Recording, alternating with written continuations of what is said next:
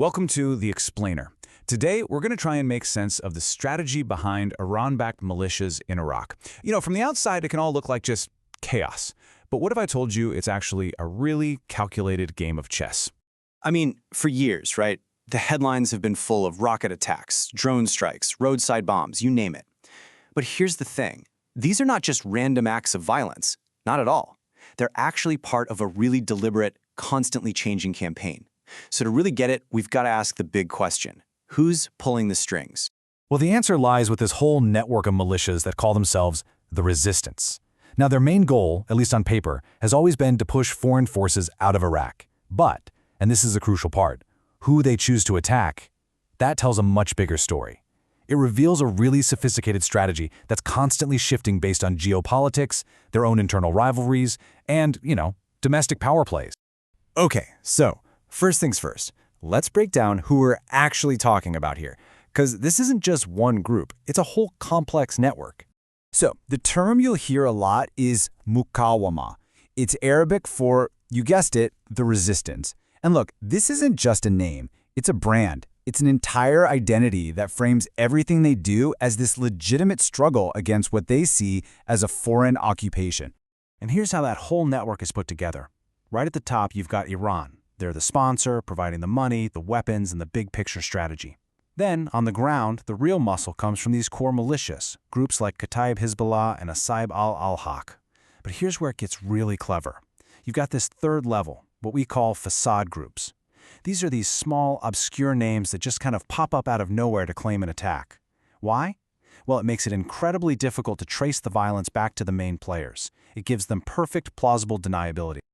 All right, so now that we know who the players are, let's look at how this network actually operated. We'll start with Phase 1, a period of really direct, really intense confrontation with the United States. So this whole thing really kicked off back in mid-2019. You might remember that's when tensions between the US and Iran over the nuclear deal were just skyrocketing. The militias, in response, launched this massive campaign against US targets. And then, bam, January 2020. The US assassinates General Qasem Soleimani, and everything just exploded. The attacks escalated like crazy, and by March, those facade groups we talked about, they start showing up to muddy the waters.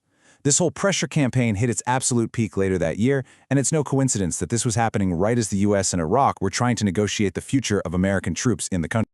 And the sheer scale of this, it was staggering. I mean, just in 2020, we're talking about 50 attacks on US bases. 50. Let that sink in. That's almost one attack every single week. It was a record high. So yeah, this wasn't just a bit of harassment.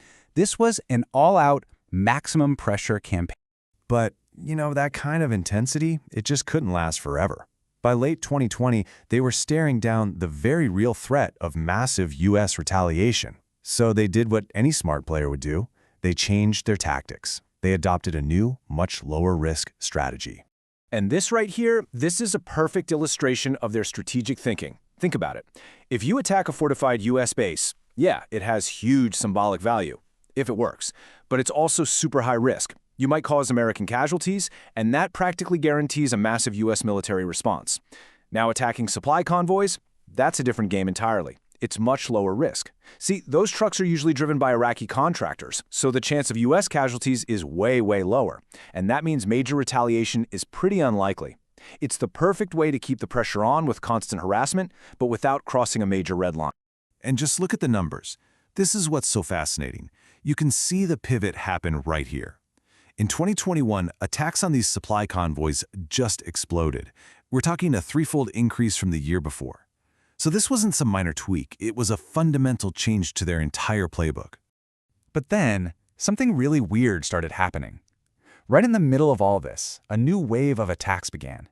And the target? Something that seemed completely random. Liquor stores in Baghdad. I mean, on the surface, it makes zero sense, right? What in the world do liquor stores have to do with fighting foreign forces? Well, as it turns out, this had nothing to do with morality. It was all about money and a bitter rivalry. So here's what was going on. One of the big militias, Kataib Hezbollah, or KH, had agreed to a temporary truce with the US, but its main rival, Asaib al-Haq, or AAH, said no way and kept on attacking. Now here's the kicker. It turns out AH was running a protection racket, basically illicitly taxing these liquor stores. So by blowing them up, KH was hitting its rival right where it hurts, in the wallet. It was a brilliant move, really, a form of economic warfare without ever having to fire a shot directly at each other. Okay, so fast forward to late 2021. The whole strategic landscape shifts. Again, you have a really contentious Iraqi election plus a major change in U.S. policy. And all of this forced the militias to pivot one more time and find a totally new focus. So at the end of 2021, the U.S. officially ends its combat mission in Iraq. They switched to a purely advisory role. And the effect? It was immediate. It was dramatic. In 2022, attacks on U.S. bases just plummeted, down 72%. Attacks on those supply convoys, they dropped by 60%. Just gone. I mean, just look at that drop. It's incredible. As soon as the justification for attacking a combat force was gone, the militias basically disengaged. Their main mission, or at least their publicly stated mission, was accomplished. And their actions showed it. But they definitely didn't just pack up their bags and go home. And this is where that pivot becomes crystal clear. With the U.S. off the table as the main target, what did they do? They just re-aimed their firepower, this time north, against Turkish military bases inside Iraq. So in 2022, while attacks on the U.S. were practically vanishing, attacks on Turkish positions shot up by 400%. The resistance, it seems, always needs an enemy, and they just found a new one. Which of course brings us to today. And now the landscape is even more complex, leaving the future for Iraq, well, pretty uncertain. So what's the situation on the ground right now? Well, for one, the political wings of these militias are stronger than they've ever been. They're deeply embedded inside the Iraqi government itself. They've also found new targets inside Iraq, like Kurdish oil fields, which they use to put political pressure on their domestic rivals. And with the U.S. playing a quiet advisory role and Turkish operations in a bit of a lull, these groups are just consolidating their power. The whole region, though, remains a total tinderbox.